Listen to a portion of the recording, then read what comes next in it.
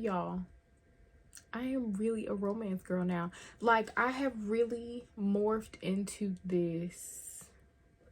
I want to listen to or read about a black woman being loved on by a black man in every way, shape, form, and possible.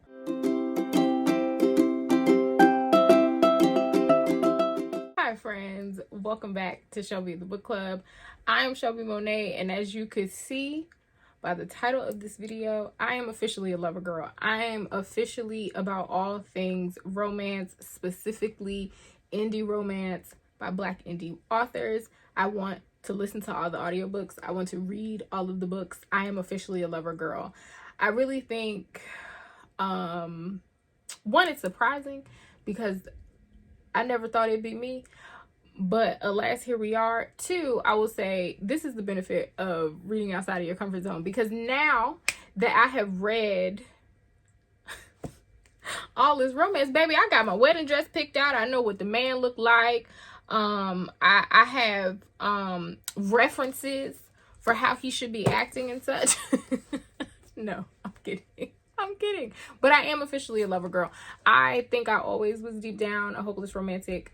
And this has just enhanced and opened up a brighter, newer world for me. In today's video, I do want to talk about a couple of things. So one, I want to talk about my favorite way to consume romance books. I think that's a very important conversation we should have. Two, I want to talk about some authors that I have been loving, two in particular. I want to show you some books that I got that are on my romance must reads that I have not gotten to yet, but I will be getting to them soon. And then I want to talk about two books that are coming out early next year that I already have pre-ordered. I am ready. I'm ready for them right now. Like, I'm actually waiting for the audiobook arcs of them to hit my app so that I can listen to both of them and review them for y'all. Like, I am so freaking excited. Without further ado, before we get started, if you want any of the books that I will be talking about in this video, you can shop my Amazon storefront if you would like to support me. The link will be in the underneath a bar. Okay? And yeah, let's get into it. Okay. When reading genres that you are new to, or maybe you have some sort of bias about, I think the way that you consume them is very, very important. I say that because the first few times that I read romance, so like 7 Days in June is one of the first romances that I read, not last year, the year before, maybe. I don't remember when it came out. I read it and I think I had a good time reading that because it reads much like literary fiction.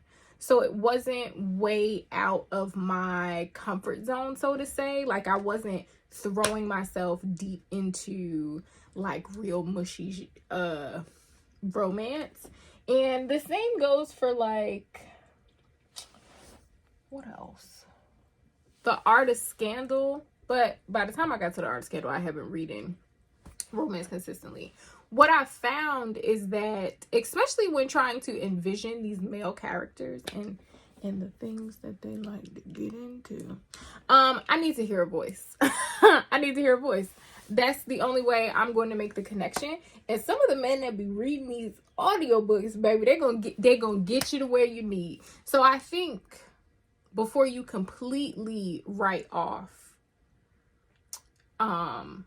romance or just any other genre that you want to get into and that you're a little bit unsure about, try audiobooks, try a e-reader, try something a little bit different, because sometimes the physical book is not gonna cut it for you. Okay, sometimes the physical book is not gonna give you the full experience that you need, and sometimes the audiobook is going to do that.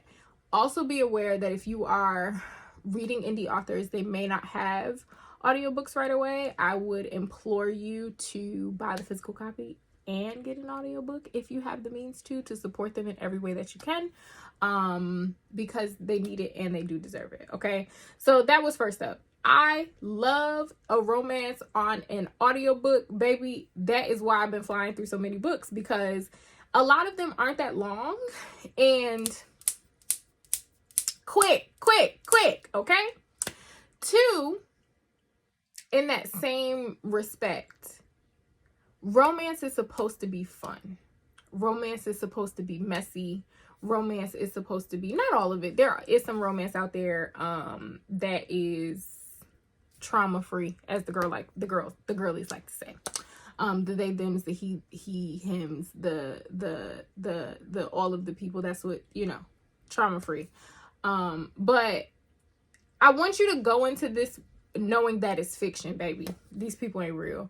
As much as I would like some of my book boyfriends to just step out of the book, and come and be with me, it's not real. Have fun, okay?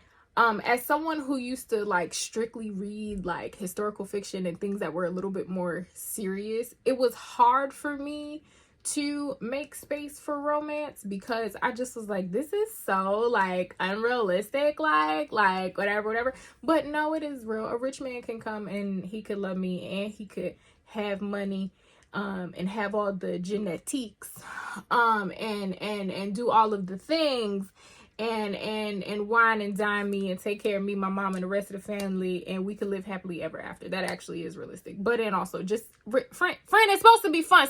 Stop making it difficult. About to make me cuss. It's supposed to be a good time here, all right? Dang it, the man got a big back and the lady finally falling in love after all of the, okay? Just keep that in mind. It's supposed to be a good time, friend. It's supposed to be a good time. All right? Some authors that I am absolutely loving right now. Some authors that automatic buys. You guys know I absolutely love Tia Williams. I've read 7 Days in June. And I read, what was the one? The Perfect Find. I read that also as well. I'm going to read her next book that's coming out. We'll talk about that at the end of the video. She is an automatic buy for me. I love Tia Williams. I love the way that she writes. I love the romance that she writes. It's a wang dang doodle of a time. Next, Kennedy Ryan. I'm going to be honest and say some of the things and some of the people that she aligns herself with, I don't necessarily like these days. Like some of the influencers that she aligns herself with. And I don't necessarily know. I'll say this. She has a few books, just a few, that are about Black couples, and that is what I am interested in. If you are interested in interracial relationships where like the man is white, the woman is Black, most of her books are about that. Nothing against interracial relationships. I personally want to read about the Black books. So I say that to say the books that I have read about Kennedy Ryan, by Kennedy Ryan, are the Black couple. So that is real, and that is Before I Let Go. And she has another book coming out. We'll talk about that at the end of the video. Next, we have Alexandria House. I've read the Sires series by her. I read the Roma University series by her. I've started a couple of her other series. I've read 6 books by her. At this point, she is an automatic buy for me. If Alexandria House writes it, I'm going to buy it. And that just is what it is. Next up is Casey Mills. Casey Mills. Girl, I read They Call Him Nas. I want Nas for myself. Do you hear me? I want Nas for myself. That is my man. I don't care what you tell me. I don't care. Nas is for me. Do you hear me? Nas is my man. But I read Bash. I read Implied Consent by her. Listen, I need, if you can give me 3 books that I rate a 4 or higher, you got me. I'm a fan. It is what it is. Casey Mills does not miss. Everything that I've read by her, I've thoroughly enjoyed. I will say that I think Casey Mills is a little spicier than Alexandria House or even Kennedy Ryan or even Tia Williams. Like, the spice levels are very different amongst these particular authors that I have mentioned, but I absolutely love their books. I do, and I'm gonna get them. I'm gonna get them. Again, Kennedy Ryan, I don't know. I don't know too much no more, but I'm not gonna lie to you and say that her books ain't good, okay? The ones that I've read at least. So let's get into this little romance stack that I have here. So first up is a book that I've actually been thinking about, and keep saying, oh, I'm gonna buy. I had it the whole time. So this is for Only for the Weak by Natasha Bishop. I've heard so many amazing things about this book. I can't wait to read it. I'm probably gonna read it in the next couple of days now that I know that I actually had it laying in a box around here. This is what happens when you are a book content creator and you are getting more books faster than you. Not that I'm gonna read them, I just be forgetting is what I'm saying. I need somebody to come in here and organize my life is what I'm saying, okay? But this is, so the back says, you're cordially invited to the wedding of Amory Cross and Arnold Hightower.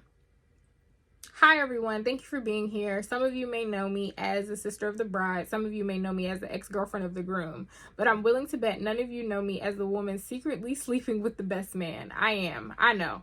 I'm just as surprised as you. It was only supposed to be for the week, but every kiss, adventure, and stolen moment with Rome Martin feels like it could last forever. Oh well, what happens in Tulum stays in Tulum, right? Mess. So yeah, and it's how many pages? Oh, 218 pages. I'll probably sit and read this in one sitting, but isn't the cover beautiful? Next, we have Restore Me. I've also heard amazing things about this book, or this series, I should say, because there are a couple different books in this series. This is about Sloane and Dominic. I've heard great things. I've also heard, I think a lot of people were upset that this is like so long and people feel like, ooh, 470 pages. 470 pages is a lot. So it says, Dominic Alexander is my late husband's best friend and the last man on earth that I should want. I did not read the synopsis, y'all. He's arrogant, dismissive, and up until recently only ever used those dark eyes to look right through me. For the last 12 years, he's taken a sick pleasure in making me feel paper thin, like my entire existence is of no consequence to him at all. But now things are different. After one drunken night and a surprisingly sexy act of heroism, he started to be nice, treating me like something other than a physical embodiment of his annoyance, which would be nice if it didn't make me feel all the things I swore to never feel for another man after my husband died. Then it says, Sloane Kent is going to be my undoing. What's worse, I think I'm going to enjoy being unraveled. I think I see the vision. But this is like a whole series, and I think all the books are thick, but whatever. I heard it's spicy. I heard it's good. We'll see what happens. And then last but certainly not least, we have You Made a Fool of Death with Your Beauty by Akwaeke Emezi. Now, you guys know that I am a fan of Akwaeke Emezi. This one, I will say, I did try to read, and the mess was just too messy for me at first, but I do want to give it a second chance because it's messy, it's romance, the girls love it. I would like to march in that number with the rest of the saints, especially because I love almost everything that Akwaeke Emezi has written. Also, Akwaeke Emezi's pronouns are they, them. Please do not misgender them. Don't be rude. I don't be walking around here calling you uncle, auntie, just because your beard feeling real nice. So don't be walking around misgendering people. But anyway, so this one says, Faye Adekola wants to learn how to be alive again. It's been 5 years since the accident that killed the love of her life, and she's almost a new person now. An artist with her own studio, sharing a brownstone apartment with her ride-or-die best friend Joy, who insists it's time for Faye to ease back into the dating scene. Faye isn't ready for anything serious, but a steamy encounter at a rooftop party cascades into a whirlwind summer she could never have imagined. A luxury trip to a tropical island, decadent meals in the glamorous home of a celebrity chef, and a major curator who wants to launch her career. Mess. Like, I had only read maybe 20 pages, and I had to, Faye was worrying my nerves real bad. But I'm going to go back and give it another try. And also, the cover is beautiful. It is very much so a beautiful cover. So, that's that. Next. Anticipated reads for 2024. I only have 2 in the romance department. I will be doing a more fleshed out video of some of the anticipated reads for next year because there are a bunch of them. I have a list. Me and my friend Courtney actually talk about often, how are we supposed to keep up with all the new releases? It drives me crazy. I need to find a better system for it. If y'all have any suggestions other than like Goodreads and Storygraph, I need something a little bit more tangible in that. But in the romance department, you guys know I love Tia Williams. She has a book called The Love Song for Ricky Wilde that is coming out in February. Y'all, look at the cover of this book. Look at the cover of this book. It is absolutely beautiful. I don't know what the synopsis is. I'm not even going to tell you what the synopsis is. I'm just telling you that you need to pre-order it because the love song, 7 Days in June was absolutely beautiful. I know a lot of people say that it was a trauma bond, but I also want y'all to know that it was about 2 teenagers that were living very traumatic lives that had to come back to each other as adults. Like, grow up. Grow up. Wasn't no dang trauma bond. They had to relearn each other as adults, and they took the time away. Anyway, I'm not even gonna get into it. Next, for Kennedy Ryan, you guys saw me cry about Before I Let Go. I was on here snotting and sniffling because that book was so dang good. It really was. Kennedy Ryan really is a good writer. She is a very good writer. She strings together a story very well. But similar to some of the other romance authors, she does series. So the second book to Before I Let Go, which is going to be about, I don't remember which couple it's going to be about, but it's going to be about one of the other women in the friend group, is going to be called This Could Be Us. Again, another beautiful cover. I am super, super excited to read this book because Before I Let Go, like, it did me in, and I really enjoyed both books that I read by her. Real was phenomenal. I totally enjoyed that. If you listen to Real, if you read Real, I should say, I recommend listening to the audiobook because it is a full cast production. There's singing, there's music, it pulls the story together very, very well. So those are my anticipated romances for 2024. And this is my Black romance video. If you guys want to know more, if you want to see like more book reviews of the romance books that I read, let me know. I go through them so quickly that I feel like I don't necessarily know that I can give y'all like a good in-depth review of the books. Like, I'm consuming them so fast. But if that's what y'all want, let me know in the comments. Let me know if you want more authors or more recommendations or whatever, and I'll try to do this every so often. Again, all of these books will be in the Amazon storefront if you would like to support me, if you would like to support my channel, if you want to see my face more and all of those good things. Yeah, all my links are in the underneath the bar. If nobody has told you today, I love you. I love you, I love you, I love you. You are kind, you are smart, you are important. And you read diversely. Look at you. Look at you being smarter than the rest of them. I'm so proud of you, friend. Bye, y'all.